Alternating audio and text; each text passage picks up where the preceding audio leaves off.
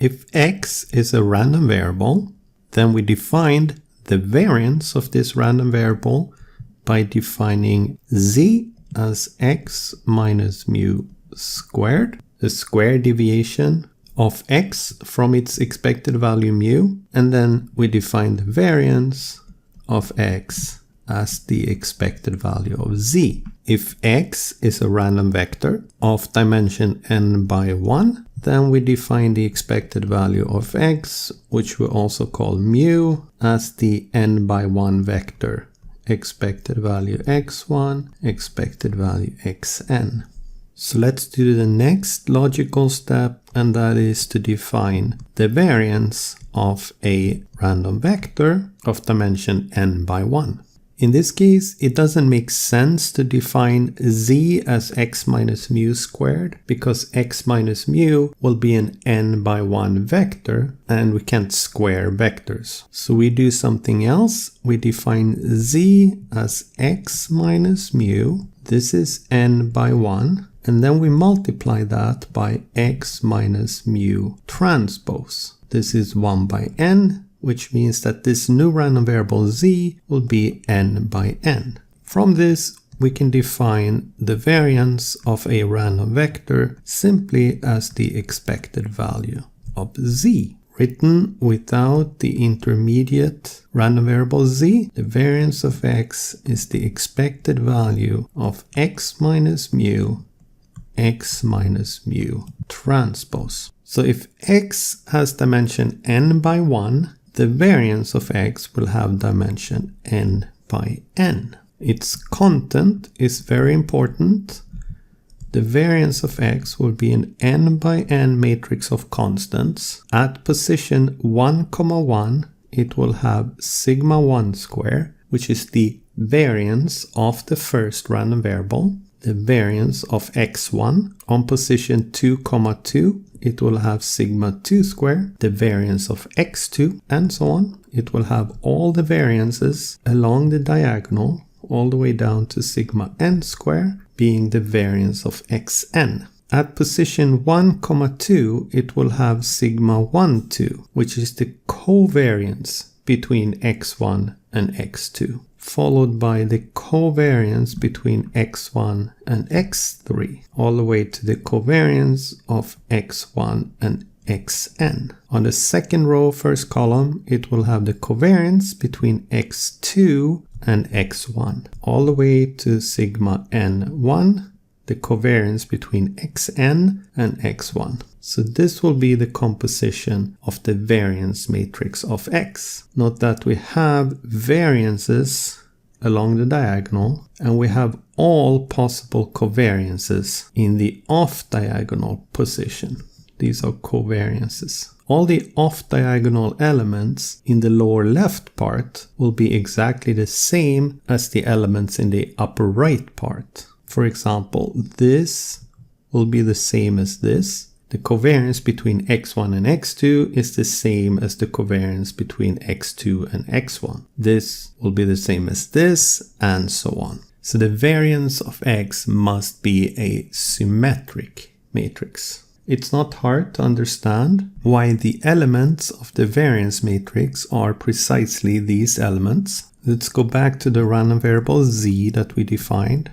X minus mu prime. So my x minus mu, that is defined as x1 minus mu1 to xn minus mu n. The deviation from the expected value for each random variable. So the transpose of that, x minus mu transpose, will be 1 by n with the same elements, x1 minus mu1 all the way to xn minus mu(n). If you want to do the random variable z, then we can set it up in the following form, which is very useful for doing matrix multiplication. So I put my first matrix here, or vector in this case, x1 minus mu1, xn minus mu(n). I put my second one over here. The product of this will be an n by n matrix. To figure out what it is, for example, at position 1, 1, I take the scalar product of this with this. Well, in this case, it will be the simple product. So I will have here x1 minus mu1 squared.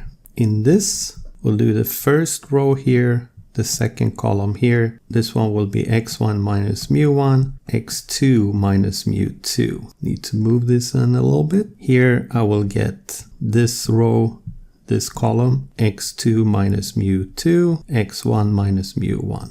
Here I will get x2 minus mu2 squared, and so on. Down here, last element, for example, will be xn minus mun squared.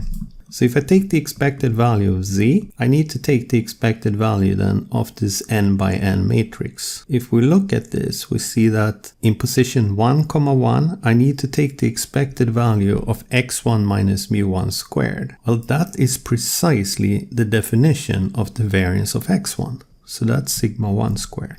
The expected value of x1 minus mu1 times x2 minus mu2, again, by definition, that is simply the covariance between x1 and x2. Here, I get the covariance between x2 and x1. Here, I get the variance of x2, and so on. Variance of xn, and a whole bunch of covariances here on the off-diagonal elements. And this is my variance matrix. Since the variance matrix contains not only all variances but also the covariances, this matrix is sometimes called the variance-covariance matrix, or even sometimes just the covariance matrix.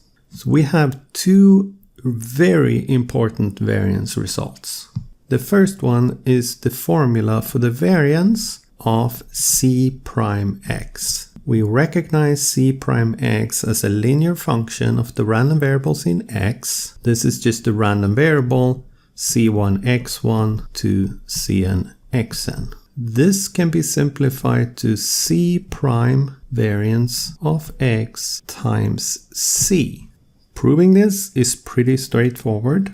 By definition, the variance of C prime x is the expected value of, I take this one, C prime x, I subtract the expected value of this one, that's C prime mu. Then I do exactly the same thing, but with a transpose.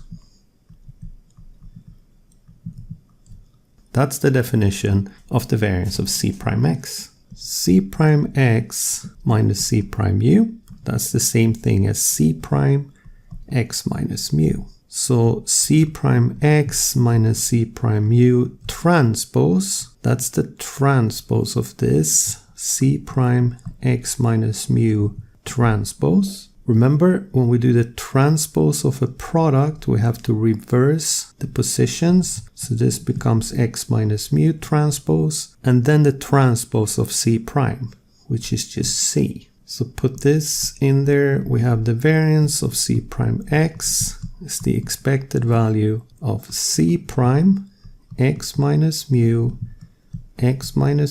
prime c. I can take out constants, but I have to be careful and take them out on the right side. So this becomes C prime expected value x minus mu prime, and then the second c goes outside to the right. We recognize this as the variance of x. So this is C prime variance of x times c. We also have a formula for the variance of A times x when A is an m by n matrix. This is n by 1, so AX is m by 1, and that means that the variance of AX must be m by m. And it will come out to be A times variance of x times A transpose. M by n, n by n, n by m. I won't do the proof because it's pretty much identical to the previous proof. We just write the variance as an expected value, and we can take out the A both from the left and from the right in that expected value.